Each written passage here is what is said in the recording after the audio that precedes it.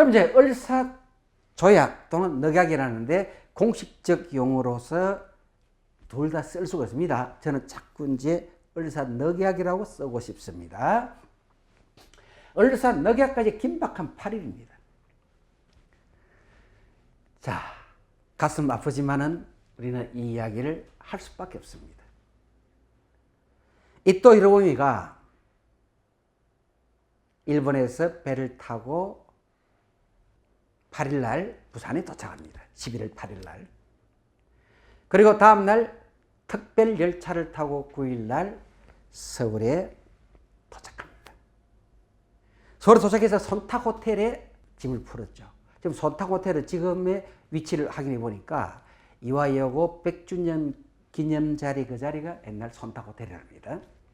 그 자리에 짐을 풀었죠. 그리고 다음날 10일날 고종을 배하러 갑니다. 고종을 아련하러 가가지고, 고종을 아련하러 가는 데는 그 손탁호텔에서 약 5분 거리래요. 5분 거리. 아주 거리가 짧대요. 5분 거리를 가가지고 12시 반에 고종을 아련합니다. 그 자리에서 이토 히로부미는 일본 천황의 친서를 꺼냅니다. 그리고 거기서 친서를 전달하면서 한 말이, 대일본 천황 황제 폐하께서 동양의 평화를 위해 친서를 직접 만들어 주셨고, 이 친서를 전달하니 지금부터 대한제국은 이토 히로부미 대사의 지휘에 따르도록 하세요 라고 했습니다. 자, 대단한 망언이죠. 그래서 고종은 노했습니다. 그때 그 기록들을 요 뒤에 놓으니까 제가 실록 원본을 한번 보여드리겠습니다. 그 다음 11월 13일 이날 다시 고종을 아련하자고 또 왕실에 넣었는데 고종이 노한 거예요. 만나지 못했죠. 그리고 이제 11월 15일 날 다시 고종을 아련하는데 그게 2시에서 4시까지 딱 2시간을 만났습니다. 2시에서 4시까지 이렇게 2시간을 이렇게 두 번째 만남을 했는데, 이때 또 히로부미가 뭘 했느냐. 조선, 즉 대한제국 황제께서는 러일 전쟁이 발생한 책임을 가지고 계십니다. 그게 무슨 소리요? 당시 황제께서는 국의 중립을 선언하셨기 때문에 일본이 러일 전쟁을 일으킬 수밖에 없었습니다. 그 전쟁으로 많은 피해를 초래한 것도 사실이고, 그러니 그 전쟁과 같은 일이 다시는 발생되지 않도록 하기 위해서 대한제국을 보호국화하겠습니다 라고 이야기를 합니다. 자, 엄청난 충격적인 이야기죠. 그런데 이때의 실록에는 지금 다음 제가 하고자 하는 말이 기록이 안 돼 있었더라, 찾아보니까. 그럼 이때 고종이 뭘 했느냐? 그것이 사실이라면, 어쩔 수 없는 현실이라면은 대한제국이라는 이름이라도 그대로 쓸 수 있도록 해 주십시오 라고 했대요. 근데 이게 이제 여러 기록들을 이제 놓는데 왕조실록에는 이게 없습니다. 자, 과연 이런 말을 했었을까? 그런데 여러 자료들을 찾아다 보면은 또 그럴 수도 있겠다는 생각이 들어서 제가 을사오적 강의가 끝나고 나면은 제6강에서 한번 고종은 을사매국에 관련이 되어 있는가라는 주제를 한번 사료를 바탕으로 한국 데이터베이스 최근 발견된 사료 왕조실록 이걸 바탕으로 해서 한번 강의를 하도록 하겠습니다. 자, 어쨌든 이쯤에서 넘어가고, 그러니까 이때에 이 말을 한 거예요. 정말 충격적이죠. 그리고 11월 16일 손탁 호텔에서 이제 개별적으로 대신들, 8대신들을 불렀습니다. 이 8대신에는 이제 오적이 있죠. 그죠? 아시는 대로 이완용, 박재선, 이지용, 이건택, 근중현. 이외에 자, 가장 애국자로 남아있고 지금도 자랑스럽게 생각하는 한규설이 있습니다. 그리고 민영기, 이하영. 그래서 8사람이에요. 불렀습니다. 불렀더니 모두가 다 노합니다. 노발대발을 했죠. 그리고 이제 이거 안 되겠구나. 그래서 17일 날 다시 놀라운 사실은 아침 7시쯤 됐어. 그게 이제 겨울이 가까이 오니까 동이 틀까 말까 해야겠죠. 7시니까. 일본 하세가와에게 명을 내려가지고 덕수궁 주변에 무려 보병 2만 명입니다. 기록에 보면. 포병이 5천 명입니다. 그리고 이외의 기마병을 쫙 풀어놓은 거예요. 이렇게 2만 5천여 명이 되는 포병, 보병, 기마병을 딱 대기해서 살벌한 분위기를 딱 만들어 놓은 거예요. 그리고 이제 11시에 공간으로 불러요. 이 8대신을. 2차 개별 면담을 하면서 도장 찍어라, 도장 찍어라. 다 노 이랬습니다. 그리고 이제 정식으로 2시에 2차로 또 소집을 합니다. 2차로 소집해가지고 그 중명전에서 을사조약에 대한 합당한, 그래서 일본이 말한 을사보호조약이죠. 을사보호조약에 대한 합당서를 설명을 하고 개인적으로 회유를 했죠. 그러니까 여기서도 역시 거부했습니다. 또 이때 고종에게도 아련을 요했고 고종은 기록에 의하면은 인후염이 심해서 나는 참석할 수 없소 라고 답했다고 되어 있습니다. 그럼 고종이 이때 참석 못했죠. 네.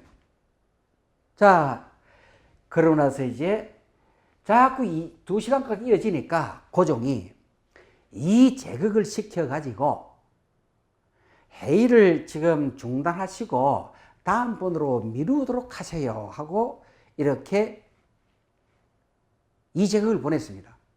그런데 이제극을 보냈는데 이제극을 중간에 납치해가지고 보내봅니다. 끝까지 오늘 끝장을 보겠다는 거예요. 그죠? 네. 이래서 이제극을 납치해서 이제 보내버리고 다시 8시, 저녁 8시 한국에 배치되어 있는 군사 책임자 하세가와에게 명을 해서 더 이제 진압을 딱 하겠습니다. 자, 보세요. 회의장 안에까지 무장군인을 투입시킵니다. 그래서 지금 여러분들 중명전 그 건물을, 원래 중명전이 수옥헌 건물이었죠. 덕수궁이 불타고 나서 이제 처음에 수옥헌인데 그 덕수궁이 불타고 나서 화재가 발생하고 나서 고종이 그쪽으로 옮겼고, 고종이 옮기고 나서 이제 그 수옥헌의 이름을 중명전으로 이름을 바꿨습니다. 그래서 수옥헌 중명전입니다.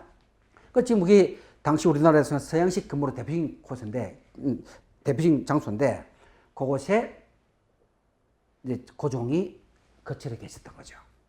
그 중명전에 지금도 가면은 딱 그 마네킹 모형을 가지고 군인이 딱 총 들고 있고, 이게 뭐 5 대신, 8 대신, 그 다음에 입도하고 다 앉아있는 장면을 볼 수 있습니다. 여러분들. 시간 나시면 한번 가보십시오. 자, 그래서 여기 이제 하세가와 무장군인을 딱 투입했습니다. 회의장 안에. 얼마나 살벌하겠어요. 이렇게 회의장 안에 투입을 딱 하고 다시 또 압력을 넣었죠. 도장 찍을 거야, 찍을 거야. 이거겠죠. 네. 이렇게 해서 밤 11시가 됐습니다. 밤 11시에 강요들이 이제 감금을 해요. 강요들 감금과 억압적인 분위기를 조성하니까, 아니 이게 지금 이럴 수 있느냐.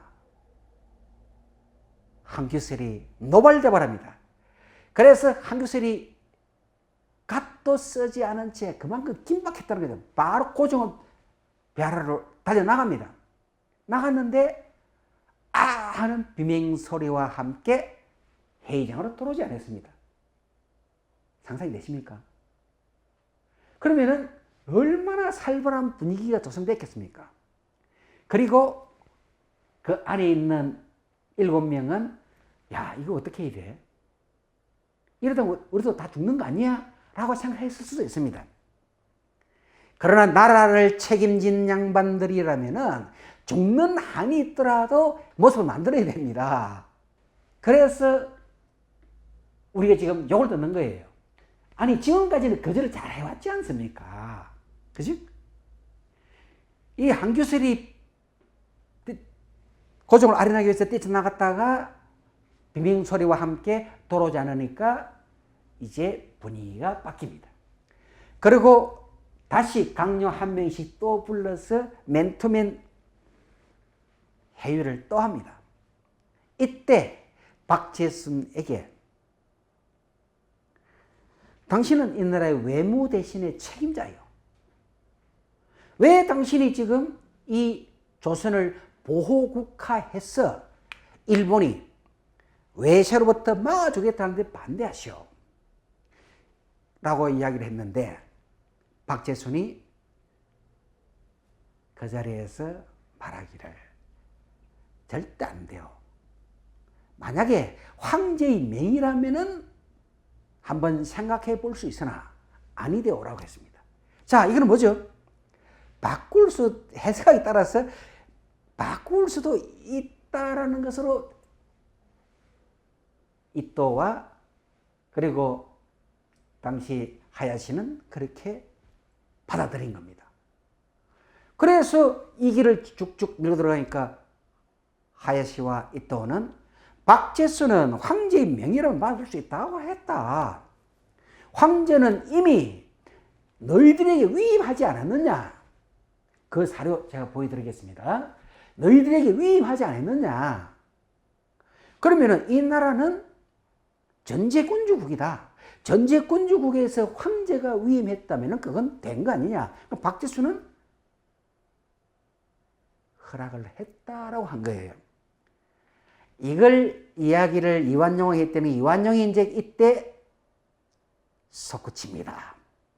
아, 분위기를 내가 잡아야 되겠다라고 생각한 것 같아요. 전체 지금까지 이완용의 행동을 봤을 때. 그래서 이완용이 선봉이 됐죠. 그리고 이어서 이지용, 건중현, 이건택 이래서 5사람이 박재순을 포함한 5사람이 오직이 된 겁니다. 자, 이래서 한규슬은 아까 이야기했죠. 이렇게 가반수 찬성 11월 18일 새벽 1시에서 2시 사이 이토가 말합니다. 자, 이제 8대신 중에 5사람이 찬성을 했으니 이것은 가반수 찬성으로 이 조약은 통과된 것이요. 이렇게 발표해서 일본이 격식도 없고 봉인도 없고 양식도 맞지 않은 을사조약. 그래서 저는 자꾸만 넉이야기를 합니다. 을사조약을 체결한 거죠. 즉 이 을사조약은 국정교과서 즉 한국사에서 공식적으로 2개의 용어를 다 쓸 수 있도록 되기 때문에 지금 말씀드리는 거예요. 자, 그래서 이제 졸지에 이렇게 오적이 생긴 겁니다. 그럼 제일 중요한 거는 뭐냐? 왜 외교권이 중요하냐는 거예요. 여러분, 한 나라의 외교권은 나라의 생사가 달려있는 문제입니다. 우리 대한민국 정부 지금 현재 이 한반도도 굉장히 불안한 위치에 있습니다. 왜냐고요? 아시잖아요. 경제강국, 한때는 군사강국이었죠. 지금 경제강국 일본. 늘 우리를 목조입니다. 독도에 대해서도 지금 엊그제도 또 독도에 대해 우리가 지질조사 기타 한 행동에 대해 항의를 했습니다. 자, 바로 위에 중국이잖아요. 또 그 바로 위에 러시아 있지 않습니까? 지금 러시아 도저히 우리가 평화를 수호할 나라라고 생각이 들질 않습니다. 우크라이나 전쟁을 통해 가지고 지금 엄청난 세계를 전 세계 소용돌이 몰아든 나라 러시아가 있고 거기에 그 편을 들고 있는 중국이 바로 옆에 있습니다. 그리고 언제 어떻게 돌변할지 모르는 일본이 있습니다. 여기에서 우리가 살아가려면 외교권이 얼마나 중요합니까, 여러분? 그래서 이 외교권을 일본이 가지고 갔으니 당시에 우리는 엄청난 쇼크가 될 수밖에 없죠. 그래서 그 외교권이 박탈됨으로써 바로 일본이 우리는 억울하게 조약을 당했으니까 국제평화회의에서 우리를 도와주세요 하고 이준, 위비종, 이상설, 헐버트 등을 헤이그로 보냈죠. 헤이그에 가가지고 이렇게 들고 우리는 일본에게 외교권이 박탈되었습니다. 억울한 이 대한제국을 도와주셔야 하고 호소를 하려고 갔는데 회의장에도 들어가지도 못합니다. 왜 그래요? 신의 나라는 외교권이 없으니까 잠시 나가주실래요? 이래서 쫓겨난 거예요. 못 들어갔습니다. 뿐만 아니죠. 이 외교권을 가지고 일본은 우리가 대한제국 당시에 관리해왔던 간도, 저 엄청난 땅덩어리 간도를 한반도보다도 월등히 큰 저 간도 땅을 1909년 간도 협약을 통해 가지고 일본이 푸순 탄광 채굴권과 철도 부설권을 받아 챙기고 간도를 청나라에 팔아넘 기쁘지 않습니까? 그러면은 이거는 일본의 통감부 하에서 저지러진 일이기 때문에 사실은 위법이죠. 돌려받아야 됩니다. 그런데 왜 지금은 우리는 그 말도 못 하느냐? 오, 통제라. 국제법상 영토 분쟁은 100년이 지나면 이 일을 제기할 수 없습니다. 1909년에 간도 협약이 맺었으니까 2009년에 이게 끝나버린 거예요. 그래서 100년 넘었기 때문에 지금은 우리가 간도 우리 땅이라는 말조차도 꺼낼 수 없고 그럴 만한 힘도 지금은 중국이 너무 커버리기 때문에 없습니다. 이 엄청난 일을 저지른 나라가 바로 이 외교권 때문에 발생된 거 아니에요. 그냥 외교권 박탈이라고 생각하시면 안 되고 이 외교권 양이 얼마나 큰가를 제가 단순한 거 큰 거 두 개만 제가 여기다 제시해 놓지 않습니까? 자, 이러고 나서 보시다시피 이와 같이 일본이 을사늑약을 강압적으로 체결해 온 모습들을 보았습니다. 자, 그러면은 1905년 11월 10일 덕수군 중명전에서 있었던 조선왕조실록 기록을 한번 살펴보도록 합시다. 자, 조금 전에도 제가 말씀드렸듯이 1905년 11월 8일 이토 히로부미가 부산항에 도착했습니다. 그리고 다음날 11월 9일 특별 열차를 타고 서울 손탁호텔에 도착을 했고 그곳에서 여장을 풀고 그 다음날 이제 10일이 되겠죠. 10일날 걸어서 한 5분 거리가 되는 덕수궁 중명전을 찾아가 고종을 배하는 거죠. 그 자리에서 한 이야기입니다. 뭐라고 기록되어 있느냐 보세요. 10일 수호큰에 나아가서 황태자를 모시고 앉아 있는데 누구를 접견했다? 이토 히로부미를 접견했다 이 말입니다.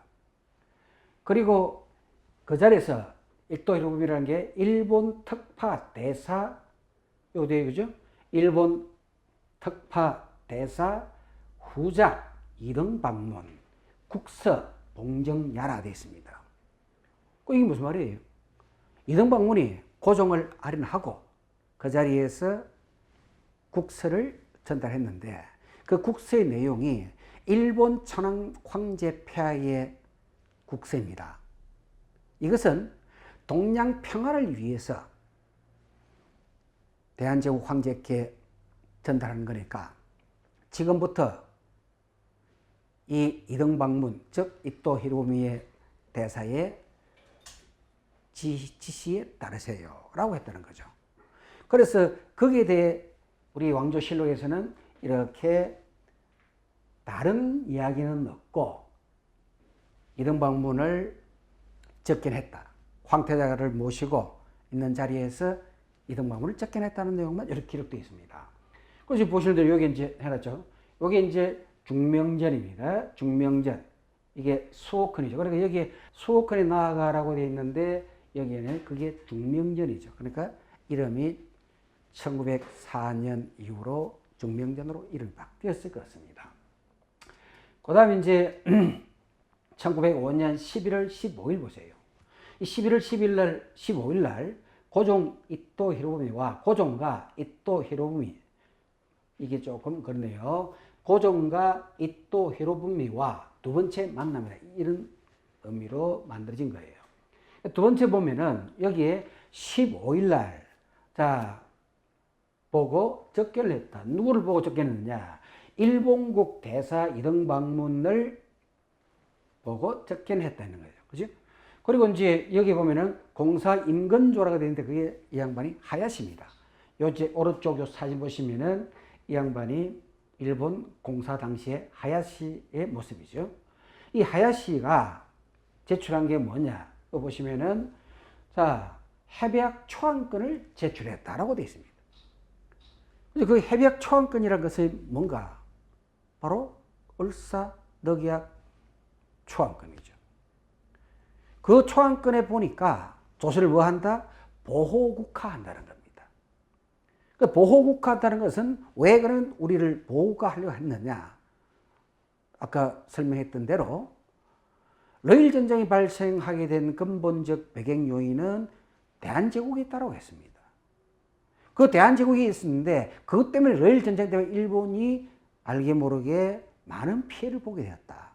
그러니까 다시는 이런 일이 있게 하지 않도록 위해서는, 즉 이런 일이 생기지 않도록 하기 위해서는 일본이 조선을, 즉 대한제국을 보호국화해야 되겠다는 거예요. 그래서 이때에 고종은 상당히 놀랬거나 아니면은 우리가 일설에 말하는 고종은 이미 그런 일에 대해서 돈을 받았다 내지 알고 있다라는 쪽으로 본다면은 그게 크게 놀라지 않았을 수 있겠죠.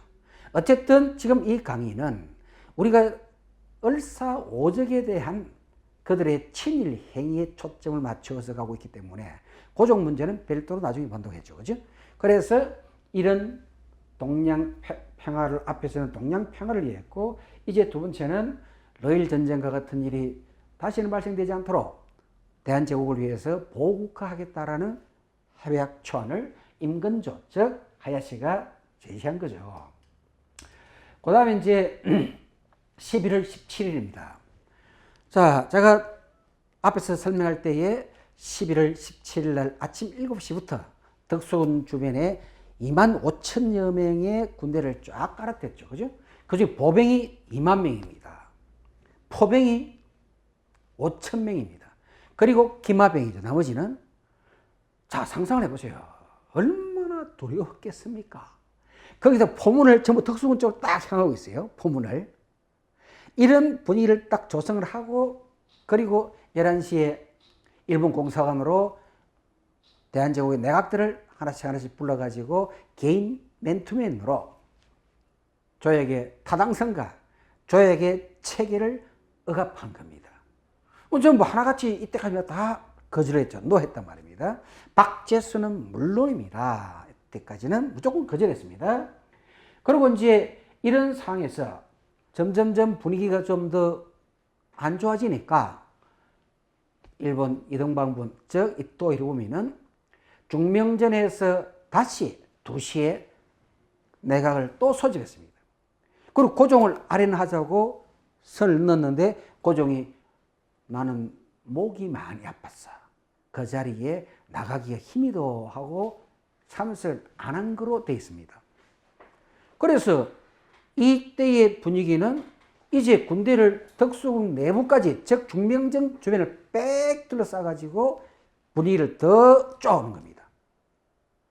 막상 그 당시에 당사자가 그런 분위기를 당했다면 내가 당사자라 해도 상당히 위압감을 느끼는 것은 틀림이 없었을 거예요. 이래서 딱 쪼거더니 여기서 이제 2시부터 4시까지 회의가 열렸죠. 회의는 역시 전부 노로 끝이 났습니다. 자, 이런 것은 이제 저녁 8시에 딱 되니까, 여기 지금 그림이 보시다시피 이게 이제 마네킹으로 지금 현재 중명진에 배치되어 있는 그림을 모형을 그대로 옮기는데, 무장군이 딱 총을 차고 안에 내부까지 들어앉아 있습니다. 이 상태에서 조약에게 서명 안 하면 전부 죽이겠다는 분위기를 딱 잡은 거예요. 이래서 여기에서도 다들 또 노한 겁니다. 이러다 보니까 이제 밤 11시가 됐습니다. 밤 11시가 되면서 더욱더 분위기가 억압해 오고 꽉 쪄오니까, 이런 일에 대해서 한규설은 고종을 할인하고 반드시 알려야 되겠다, 이 사실을. 그래서 나가다가 빈병소리와 함께 한규설이 떠오르지 않았습니다. 이후 안에 있는 이 사람들은 더 불안감을 느끼겠죠. 이러다간 죽을 수 있겠다, 다 그렇게 생각하겠죠. 그러나 한규설은 죽을 줄 알면서도 뛰어나가서 고종을 아련하고, 어찌 된 겁니까? 라고 물을 갔었는지 고종 당신께서 나오셔가지고 더 이상 진행되지 않도록 막아달라고 했는지 그건 모르죠. 어쨌든 한규설은 그 자리를 뛰쳐나왔습니다. 그러다가 감금이 되었고 비명과 함께 다시는 돌아오지 못했던 겁니다. 그 회의장에. 그리고 다른 사람들이 1대1 맨투맨으로 물었을 때 박재순이 아까 설명했던 대로 황제의 명이 계신다면 몰라도 절대 도장을 찍을 수 없어라고 했습니다. 여기에 대해서 이토 히로부미가 황제의 지금 뭐랬어? 황제의 명이 계신다면 했죠. 대한제국은 전제군주주의지 않소? 전제군주 국가에서 황제가 예스하면 다 끝나는 거 아니에요. 앞에서 황제가 당신들에게 위임을 했다고 하지 않소? 라고 합니다. 그러니까 여기에서 이제 이 말에 대한 해석을 어떻게 해야 될지 모르겠는데, 위임했다고 하지 않아서 했습니다. 또 실록에 을사오적들이 올린 상소문에 보면 또 그 말이 나옵니다. 그래서 그건 조금 이따 보여드릴게요.